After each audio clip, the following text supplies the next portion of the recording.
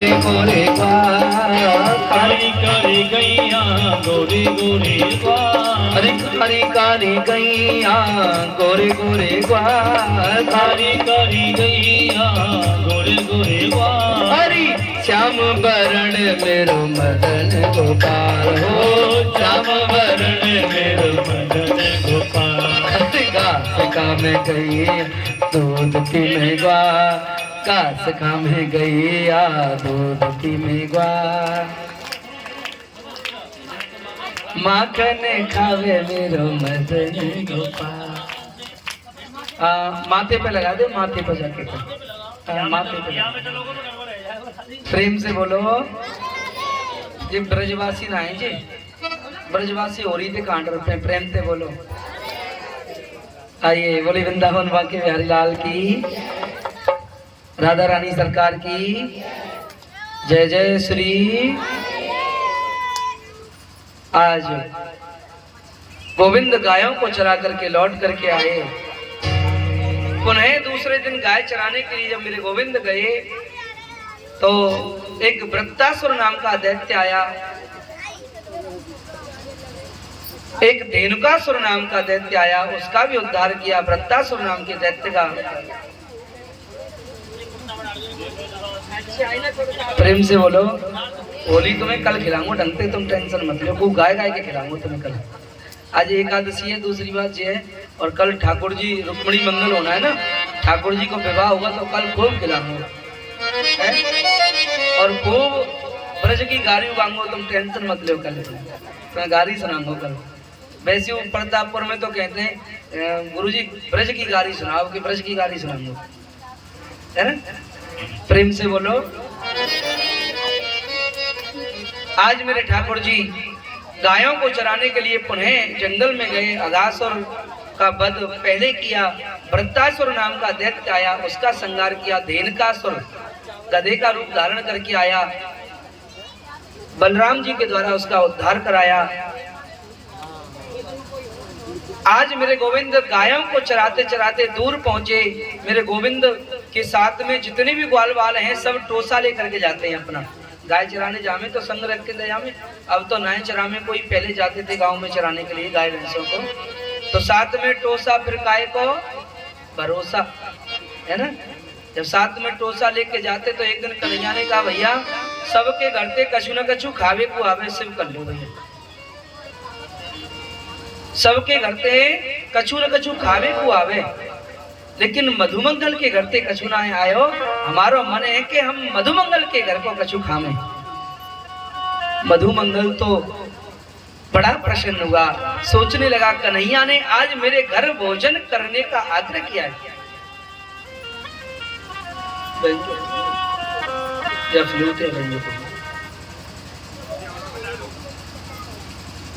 आज गोविंद ने आग्रह किया है, मैं कुछ न कुछ लेकर के आऊंगा। दौड़ता हुआ मधुमंगल घर पहुंचा। पूर्णमासी पुरोहितानी का पुत्र है, और जानते हो आप लोग इतनी गरीब है पूर्णमासी पुरोहितानी, मांग करके लाती है। किसी किसी दिन तो भोजन बनता है, किसी दिन नहीं भी बनता, केवल पानी पी करके। कहने लगा माँ तुझे पता है आज कन्हैया ने मेरा कितना बड़ा सम्मान किया। क्या किया बेटा? कि आज कन्हैया ने मुझसे कहा कि मैं आज मधुमंगल के घर का भोजन करूंगा। माता बोली ये तो वो कृपा का सागर है, तेरे ऊपर कृपा कर दे। बोली बढ़ा लो थोड़ा सा, ये कृपा का सागर है, कृपा कर दी। देख वो मेरे अब तो कुछ ताजा तो बना नहीं है, लेकिन वह मटुकिया में देख, वहां में शायद कछु रखो है, एक मलरिया है छोटी सी। मधुमंगल ने जाकर के उस मलरिया में झांक करके देखा, वो ढकी हुई थी। जैसे हटा करके देखा 3 दिन की बासी कड़ी रखी हुई थी। जैसे हटा करके देखा उसमें से जो सुगंध निकली और वो इतनी खट्टी थी, उसका मन भी खट्टा हो गया बेचारे का। सोचने लगा कन्हैया को इस 3 दिन की रखी हुई खट्टी कड़ी को, लेकिन कन्हैया ने मांगा है, कुछ भी लेके आएगा मधुमंगल उसको मैं खाऊंगा। लेकर के उस पात्र को कन्हैया की ओर जाने लगा मधुमंगल। रास्ते में याद आ गई, वो तो माखन मिश्री खाता है, 3 दिन की खट्टी कढ़ी को कौन खाएगा? मैं नहीं ले जाऊंगा उसके लिए। झाड़ी के पीछे खड़ा हो गया और उस पात्र को उठाया और ऊपर से अपने मुख में डालने लगा। ग्वालों ने देखा, देख देख कन्हैया देख, मधुमंगल कढ़ी खा रहा है, देख कुछ लेकर के आया, इसको खा रहा है। सब ग्वाल बाल कन्हैया दौड़ पड़े, कन्हैया पास में आए। आकर के मेरे गोविंद ने कहा, क्यों मधुमंगल ये क्या कर रहा था? मैंने तुझे कुछ खाने को कहा, छुप करके खा रहा है। नहीं नहीं कन्हैया वो बात नहीं है, ये तुझे पता है ये 3 दिन की बासी कड़ी थी, बहुत खट्टी है। तू तो रे माखन मिश्री खाता है, माखन मिश्री खाने वाला इस बासी कड़ी को खाएगा क्या? कन्हैया बोले, पगले तू मुझे भाव से कुछ भी खिलाता, मैं तो भाव का भूखा हूँ।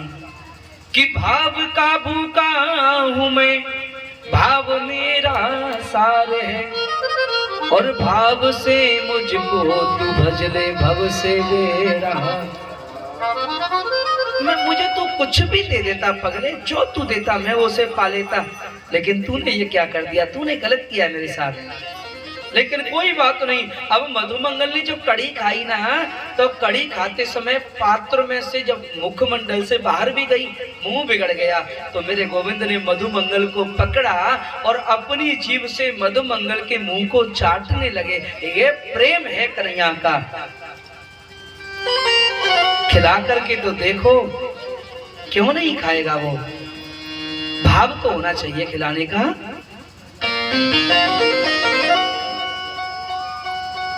भाव से रीछे मेरो नंद किशोर।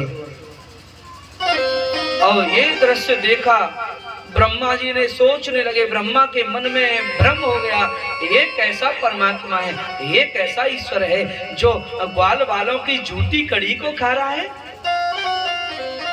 ब्रह्मा जी आए, आकर के ब्रह्मा जी गाय बछड़े और ग्वाल वालों को चुरा करके ब्रह्मलोक में ले गए। कन्हैया रोने लगे, भैया श्री दामा मधुमंगल कहाँ, वो गाय कहाँ है? नेत्र बंद करके देखा, किसकी? ये किसने चालाकी की मेरे साथ? अच्छा ब्रह्मा मेरा पुत्र होकर के मुझसे ही चालाकी?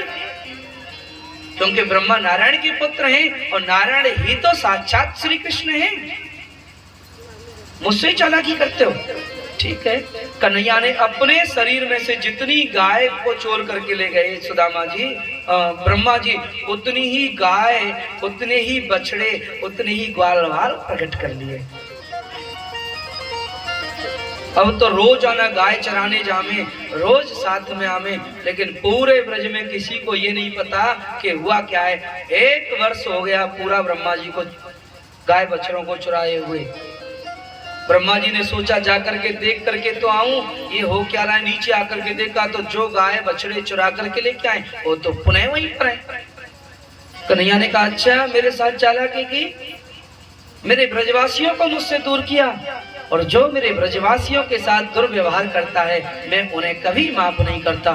जाकर के भगवान ब्रह्मा बनकर के ब्रह्मलोक पहुंचे और द्वारपालों से कह दिया, सुनो आजकल बड़ा समय खराब आ रहा है, बहुत बहरूप ये घूमते हैं, मेरा भी रूप धारण करके कोई आ सकता है, अगर कोई आए तो उसे अंदर मत आने देना।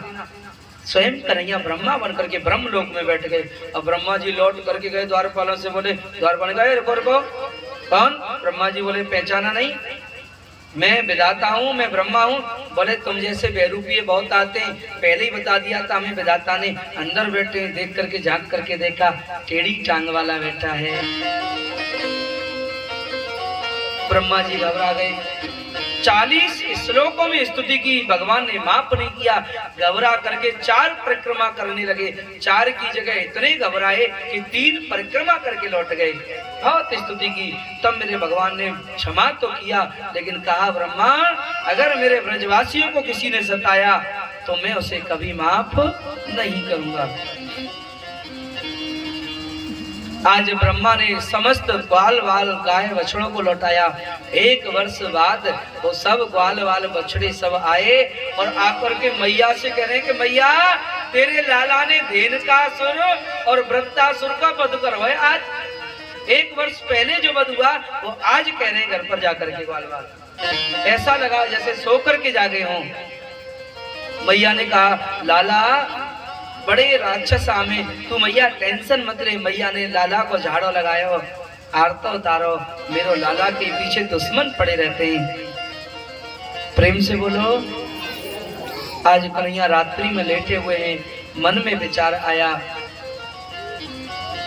कि मुझे लीलाएं संपन्न करके जाना भी है, लेकिन अभी तो यहाँ ब्रज में ही देखते रह गए हैं।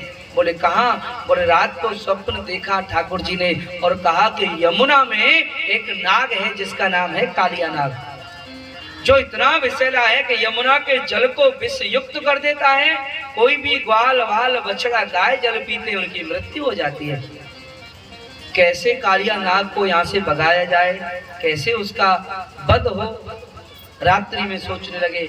प्रातः होते ही मेरे गोविंद ने आज ग्वाल वालों को बुलाया, श्री दामा मधुमंगल सबको बुलाया और कहा कि लालाओ आज हमारो मन हेरो है कि गेंद बल्ला खेलने चले। बोले कहाँ? लेकिन गेंद बल्ला कहाँ से आवे? कन्हैया बोले बल्ला तो हमारे पास है, गेंद कोई और ले आओ। श्री दामा अपने पास से गेंद लेकर के आया। तो गेंद का की रेशम की कपड़ा की गेंद बनती थी पहले, आजकल की जैसी गेंद थोड़ी ना है। चंदन का बल्ला ठाकुर जी लेके आए। सोचने लगे दाऊ दादा ना मिल जाए, क्योंकि दाऊ दादा शेषनाग का अवतार है, कालिया नाग को मारने नहीं देंगे।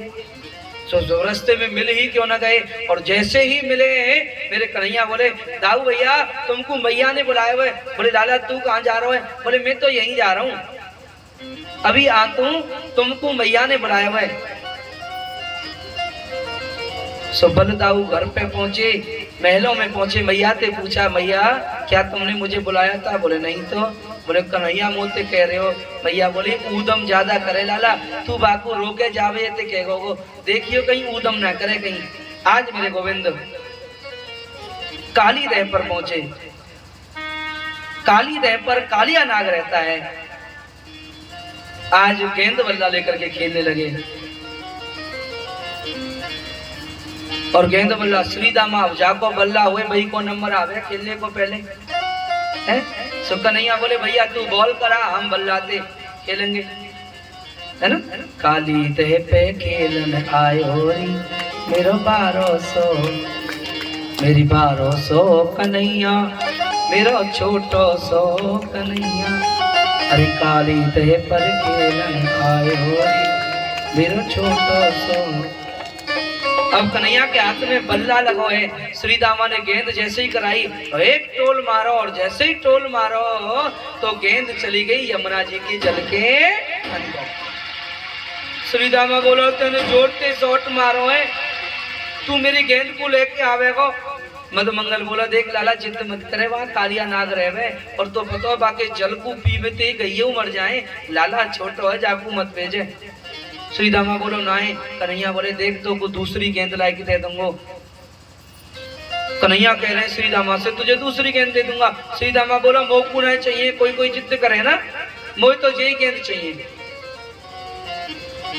कुछ लोगों में आदत होती है कोई सामान ले ले, बोले जरूरत बढ़िया लेना, मैं तो अपनी ही लूंगा, क्योंकि बाबू अटक लड़ाई लेनी है। प्रेम से बोलो। श्री दामा बोला मोई तो वही गेंद चाहिए। कन्हैया बोले ठीक है तो तेरी इच्छा की बात है भैया, नहीं मान रहे हो तो तू। आज कन्हैया कदम के वृक्ष पर चढ़ गए, जो आज भी है वहां पर। प्रेम से बोलो। काली देह पर वो कदम का वृक्ष आज भी उपस्थित है, लोग दर्शन करते हैं उसका। आपने किया बहुत सुंदर। कौन कौन ने दर्शन करे? क्या बात है। आज मेरे गोविंद कदम के वृक्ष पर चढ़ गए।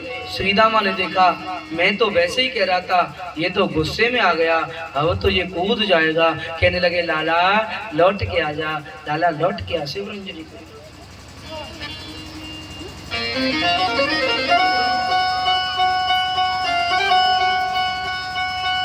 लाला लौट के आ जा। कन्हैया बोले अब नहीं लौटूंगा, मैं भी जिद का पक्का हूँ, दृढ़ कर लेता हूँ, तेरी गेंद ही लेके आऊंगा।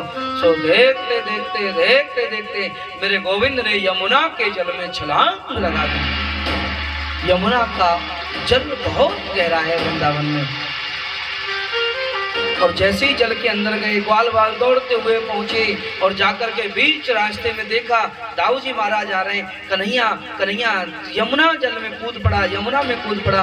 नंद बाबा को कहा, यशोदा माता को कहा, किसी माँ को पता चल जाए कि उसके बालक के प्राण संकट में हैं, वो माँ जाने उस पर क्या कष्ट बीतेगा। माता यशोदा दौड़ पड़ी, मेरो लाला मेरो लाला मेरो कन्हैया। आई यमुना जल के पास में, यमुना के किनारे आकर के बोली, अब तेरे बिना मैं भी जीवित नहीं रहूंगी। यमुना में कूदने के लिए तैयार हो गई। दाऊ दादा रोकते हैं, मैया टेंशन मत ले, कालिया नाग मेरे लाला को खा गया होगा, मार दिया होगा, मैं भी अपने आप को जला दूंगी, मार दूंगी अपने आप को, मुझे भी कालिया खा जाए, मैं जीवित नहीं रहूंगी। दाऊ दादा कहते हैं, तू टेंशन मत ले, तेरा लाला ऐसे 1000 फनवारे कालिया नाग पे तो सोवे, कछु नहीं होगा। मैया लेकिन नहीं मानी, बार बार उठती है, बेहोश होकर के गिर पड़ती है। माता बेहोश होकर के जमीन पर गिर पड़ी। मेरा कन्हैया इधर मेरे गोविंद जल के अंदर पहुंचे, कालिया नाग सो रहा है। कालिया नाग की पत्नी है, कालिया नाग की पत्नियों ने जैसे ही कन्हैया को देखा और देखते ही तुरंत गोविंद के ऊपर मोहित हुई। इतना सुंदर हमारा बालक होता, कितना सुंदर है। माता का वात्सल्य भाव आया। कन्हैया ने कहा, आप मुझे पुत्र के रूप में बजती हो, मैं तुम्हें आज से माता मानता हूँ। नाग पत्नियों को मेरे गोविंद ने कहा, माता तुम्हारा पति बहुत गलत कार्य करता है, मेरे ब्रजवासियों को परेशान करता है। तुम कौन हो? मैं कृष्ण हूँ, तुम्हारे पति को दंड देने के लिए आया हूँ।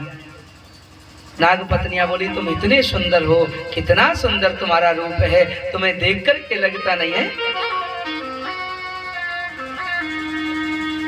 आज मेरे गोविंद ने कालिया नाग के ऊपर कूदना प्रारंभ कर दिया। नाग पत्नियां रोकती हैं, नहीं नहीं जग जाएंगे ये, हमारे पति तुम्हें मार देंगे।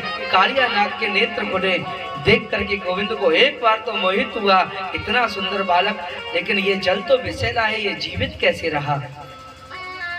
साधारण बालक नहीं है ये, कौन है? लेकिन अगर मैंने इसको छोड़ दिया तो लोगों के हृदय से मेरे प्रति जो डर है वह खत्म हो जाएगा, इसलिए मारना आवश्यक है। कालिया नाग गोविंद को मारने के लिए झपटा, दोनों के बीच युद्ध छिड़ गया। मेरे गोविंद ने कालिया नाग के फन के ऊपर छलांग लगा करके खड़े हो गए। अब कालिया नाग जिस फन को उठाए, मेरे गोविंद उसी फन पर अपने पैर से प्रहार करें। घंटों तक युद्ध हुआ, कालिया नाग थक गया, थक कर गिर पड़ा।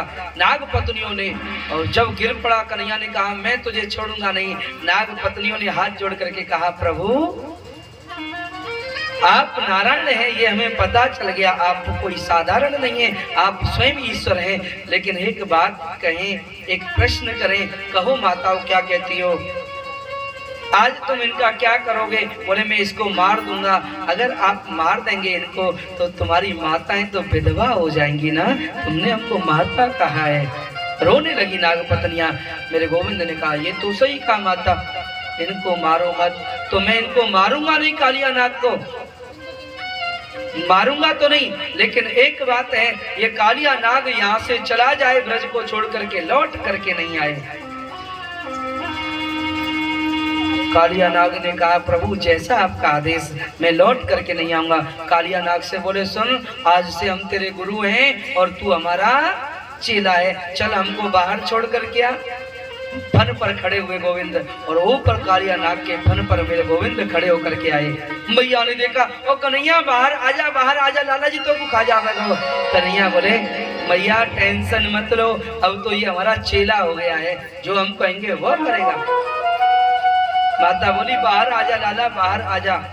कन्हैया ने कहा, सुन कालिया, आज के बाद तू लौट करके यहाँ मत आना, और तूने लौट करके अगर ब्रज की ओर देखा, वृंदावन की ओर देखा, तो तू पत्थर का हो जाएगा। कालिया नाग जाने लगा।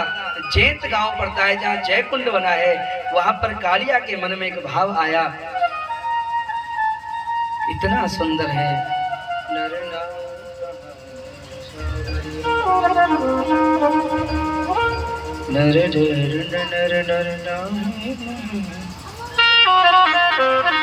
कालिया नाग के मन में भाव आया, इतना सुंदर रूप है, सोचने लगा पत्थर का होऊंगा तो हो जाऊंगा, लेकिन लौट करके तो देख लूं, क्योंकि सुंदर रूप है ना। अरे तुझे देख के दिल भरता ही नहीं, अब जाऊं कहाँ मैं सावरिया। तुझे देख के दिल भरता ही नहीं, अब जाऊं कहाँ मैं सावरिया, अब जाऊं कहाँ मैं। सभी लोग आए। तो तुझे देख के दिल भरता ही नहीं, अब जाऊं कहाँ मैं सावरिया, अब जाऊं कहाँ मैं सावरिया। पिया छोड़ गए मुख मोड़ गए, पिया छोड़ गए मुख मोड़ गए, अब बढ़ के फिरूं मैं बावरिया, अब बढ़ के फिरूं मैं बावरिया। देख के दिल भरता ही नहीं, अब जाऊं कहाँ मैं सावरिया।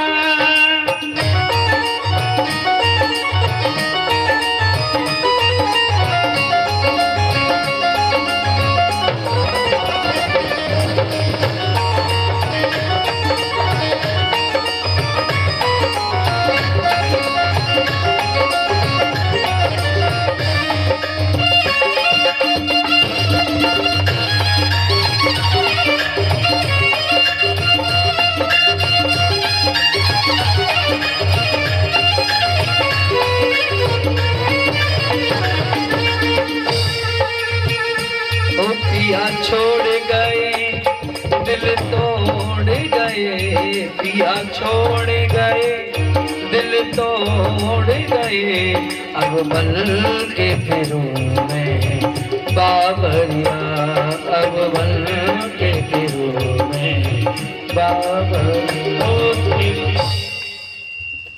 तुझे देख के दिल भरता ही नहीं, अब जाऊं कहाँ मैं। पिया छोड़ गए दिल तोड़ गए, अब बन के फिरूं मैं तो बावरिया। कालिया के